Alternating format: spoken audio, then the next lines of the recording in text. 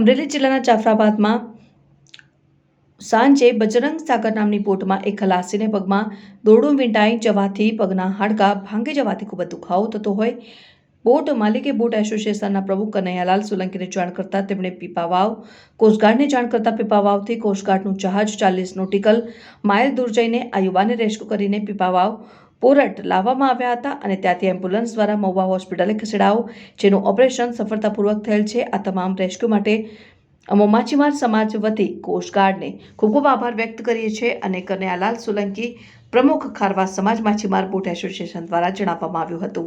આપનું નામ સાહેબ? મારું નામ કનૈયાલાલ સોલંકી, ખારવા સમાજ માછીમાર બોટ એસોસિએશન પ્રમુખ। ગઈકાલે સાંજે મને એક બોટ માલિક આવીને કીધું મારી બોટ બજરંગ સાગરની અંદર એક કપિલ નામના ખલાસીને 20માં પગ આવી જવા દોડ ફસાઈ જવાથી એનો પગ ભાંગી ગયો છે, તો તમે કંઈક વ્યવસ્થા કરો।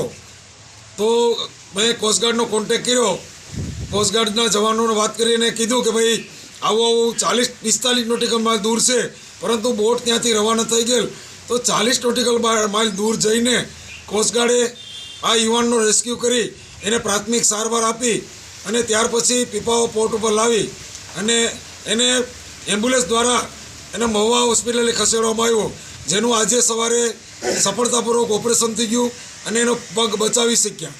તો આ સમયે હું કોસ્ટગાર્ડના યુવાનોનો અને ભારતીય નેવીનો ખૂબ જ હૃદયપૂર્વક આભાર માનું છું કે જેણે આ યુવાનનો પગ બચાવ્યો છે।